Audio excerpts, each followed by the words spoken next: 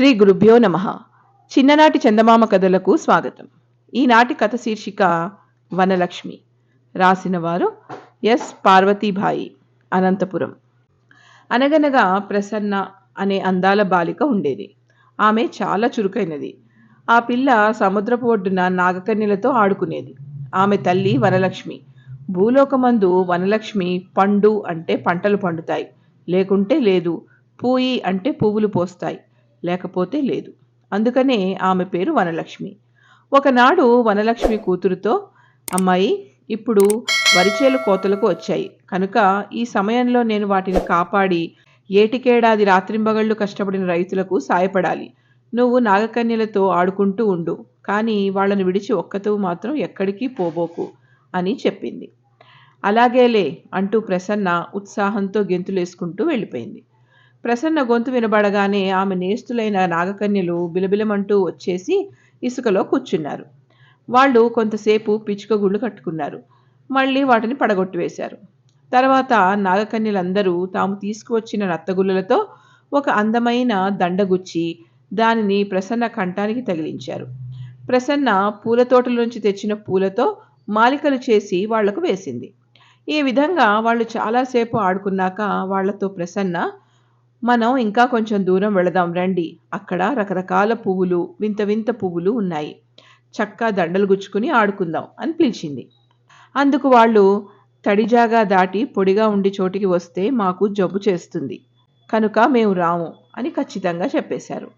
అప్పుడు ప్రసన్న, సరే మీరిక్కడనే ఉండండి, అదిగో ఆ తోటకు వెళ్ళి మంచి మంచి పుష్పాలు కోసి నిమిషంలో పట్టుకువస్తాను అని అంటూ పరుగుచ్చుకుంది. చెప్పినట్టుగానే విచిత్రమైన పువ్వులు ఒడిలో నింపుకుని ఆమె తిరిగి వస్తూ ఉంటే దారిలో చాలా సుందరమైన ఒక పువ్వుల గుత్తి కనబడింది. ఒక గుత్తికి 100 పువ్వులు ఉండడం చూసి ఆమెకు చాలా ఆనందం వేసింది. ఇటువంటి వింత పువ్వు విత్తనం ఉండాలి కదా, పువ్వు మాత్రం పట్టుకెళితే చాలదు అనుకుని మొక్క పళాన లాగివేయడానికి ప్రయత్నించింది.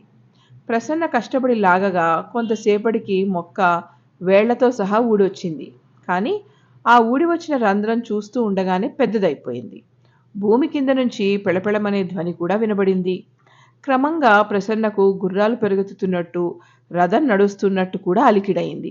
కావడమేమిటి, మరొక చిటికసేపటిలో 3 నల్ల గుర్రాల రథంలో పాతాళ లోకాన్ని ఏలే రాజు అక్కడికి వచ్చేశాడు.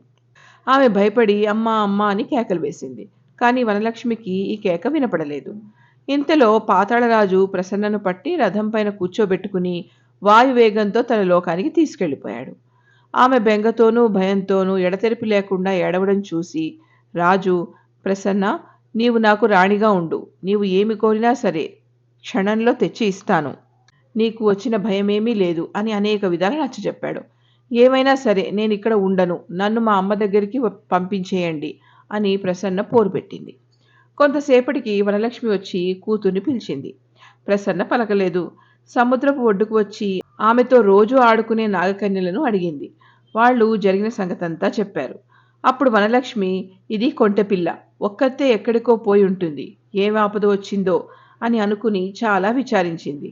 9 రాత్రుళ్ళు 9 పగళ్ళు నిద్రాహారాలు లేకుండా ముద్దుల కూతురు కోసం దివ్యచేత పట్టుకుని భూలోకమంతా తిరిగింది. పోగా పోగా ఆమెకు చందమామ కనపడ్డాడు. ఆయన్ని అడిగితే, ప్రసన్న కేకలు వినబడ్డాయి గాని ఎటుపోయిందో తెలీదు, పగటిపూట ప్రపంచంలో జరిగే సంగతులన్నీ సూర్యమహారాజుకి తెలుస్తాయి కనుక ఆయనని కనుక్కో అన్నాడు. వనలక్ష్మి సూర్యమహారాజు వద్దకు వెళ్ళి సంగతులన్నీ చెప్పింది. అందుకు ఆయన, తల్లి, నువ్వు బెంగ పెట్టుకోనక్కర్లేదు, అమ్మడు పాతాళలోకంలో సురక్షితంగా ఉన్నది, ఆమెను రాణిగా చేసుకుందామని ఆ రాజు ఎత్తుకుపోయాడు అని పాతాళలోకం ఆనవాలు చెప్పాడు. ఈ వార్త వినేసరికి వనలక్ష్మికి పట్టరాని కోపం వచ్చింది. పాతాళరాజు నా ముద్దుల కూతుర్ని తెచ్చి అప్పగించే వరకు భూలోకంలో మళ్లీ పంటలు పండకూడదు, చెట్లు కాయకూడదు, పువ్వులు పూయకూడదు, ఇదే నా ఆజ్ఞ అని చెప్పి వనలక్ష్మి శపించి కదలకుండా మాట్లాడకుండా దివ్య చేత పట్టుకుని అలానే విచారంతోటి కోపంతోటి పట్టుదలతోటి కూర్చుంది. ఆ క్షణం నుంచి భూమిపైన ఒక గడ్డిపరక కూడా మొలవడం మానేసింది. రైతు ఎంత కష్టపడితే మటుకు ఏం లాభం? ఈ విధంగా పంటలు లేకపోయేసరికి దేశంలో కరువు వచ్చి జనం మలమలా మాడిపోసాగారు. రక్షించమంటూ జనులు దేవతలను ప్రార్థించగా వారికి అనేక విధాల వనలక్ష్మితో కోపగించవద్దని, పంటలు మామూలుగా పండనీయవలసిందని కోరారు. కానీ ఎవరు ఏం చెప్పినా ఆమె చెవిని పెట్టలేదు.